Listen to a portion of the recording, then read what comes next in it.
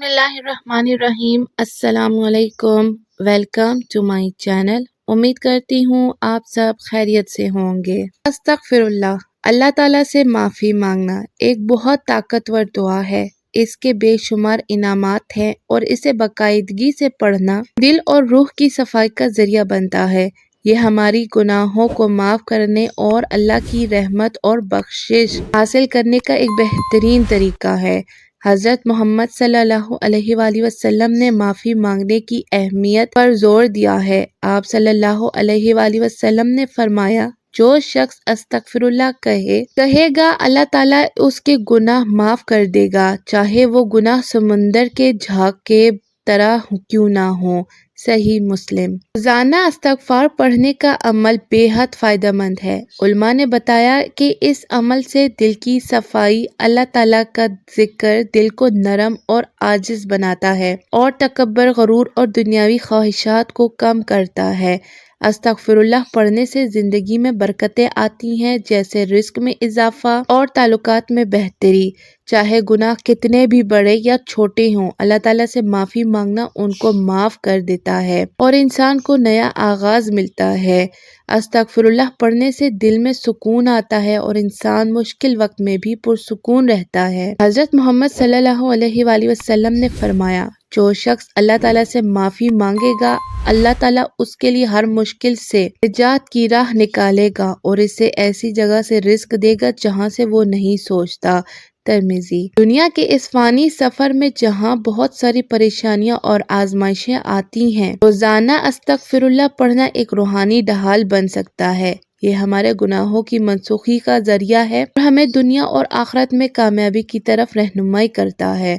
अल्लाह ताला हमें अस्तगफिरुल्लाह को अपनी रोज़ाना की इबादत में शामिल करने की तौफीक दे, हमारे गुनाह माफ़ करे, हमारे दर्जात बुलंद करे और हमें दुनिया और आखिरत में कामयाबी दे। आमीन। तो चलिए आज की वीडियो का पहले मौज़े की तरफ चलते हैं। हमारी एक बहन कहती हैं, मैं हमेशा अपने शौहर पर अंधा एतमाद करती थी, ये मानते हुए कि वो बेहतरीन शरीके हयात हैं। वो हमेशा इज्जत देता, अपनी नजरें नीची रखता और हसीन था। जो कुछ मैं मर्द में चाहती थी वो सब कुछ था।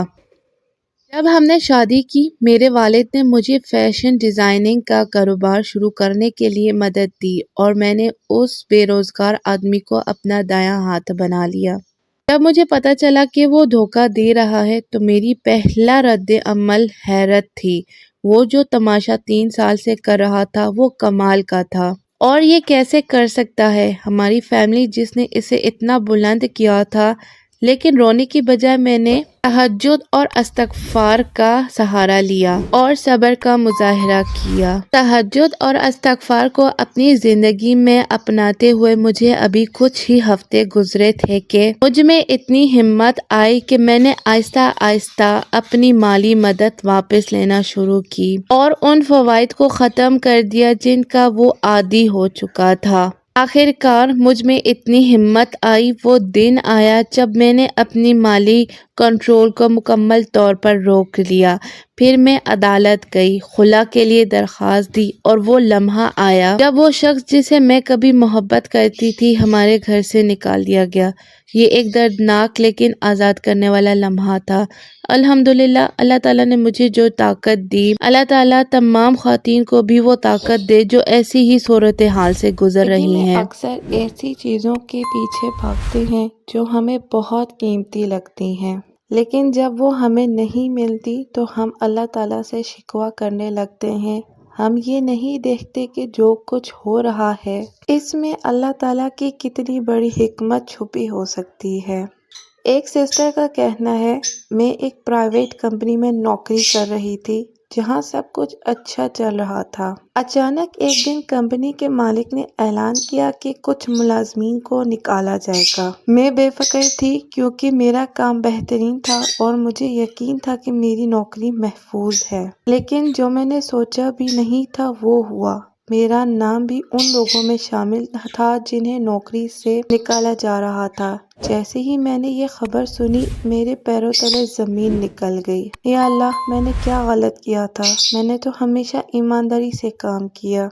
یہ سوال میرے ذہن میں بار بار آ رہا تھا۔ میں نے دن رات اللہ تعالیٰ سے دعا کی تھی کہ میری نوکری برقرار رہے، لیکن پھر بھی مجھے نکال دیا گیا۔ اس دن کے بعد میری زندگی مشکل ہو گئی۔ میں بے روزگار تھی اور ہر دروازہ میرے لیے بند لگ رہا تھا۔ میں نے ہر ممکن جگہ درخواست دی، لیکن ہر جگہ سے انکار آتا۔ ایک دن مجھ سے میری بہن نے کہا، تم ہر وقت پریشان رہتی ہو، کبھی استغفار کر کے بھی دیکھو۔ میں نے فیصلہ کیا کہ میں روزانہ 1000 مرتبہ استغفار پڑھوں گی اور اللہ تعالیٰ سے مدد مانگوں گی۔ 2 مہینے گزر جانے کے بعد مجھے ایک ایسی کمپنی کا اشتہار نظر آیا جس کے بارے میں نے پہلے نہیں دیکھا تھا۔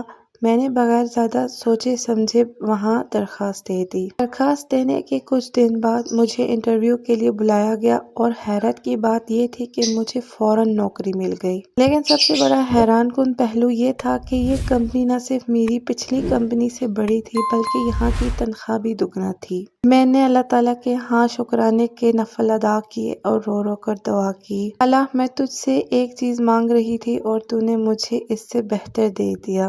آج جب میں پیچھے دیکھتی ہوں تو مجھے احساس ہوتا ہے کہ اگر مجھے پہلے والی نوکری سے نہ نکالا جاتا تو میں کبھی اس بہتر جگہ نہ پہنچتی۔ یہی اللہ تعالیٰ کی تدبیر ہے۔ جو ہمیں آزمائش لگتی ہے وہ در حقیقت اللہ تعالیٰ کی رحمت ہوتی ہے۔ رسول پاک صلی اللہ علیہ وآلہ وسلم نے فرمایا، اگر تم اللہ تعالیٰ پر بھروسہ رکھو جیسے بھروسہ رکھنے کا حق ہے تو وہ تمہیں اسی طرح رزق دے گا جیسے پرندوں کو دیتا ہے جو صبح خالی پیٹ نکلتے ہیں اور شام کو بھر کر لوٹ آتے ہیں۔ حدیث ترمذی۔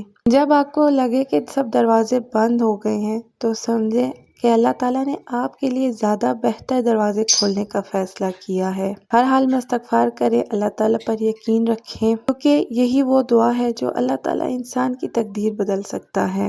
کبھی بھی اللہ تعالیٰ کے فیصلوں پر مایوس نہ ہوں، کیونکہ وہ ہمیشہ بہترین فیصلہ کرتا ہے۔ اگر آپ کو میری ویڈیو اچھی لگی ہے تو لائک، شیئر اور سبسکرائب کر دیں۔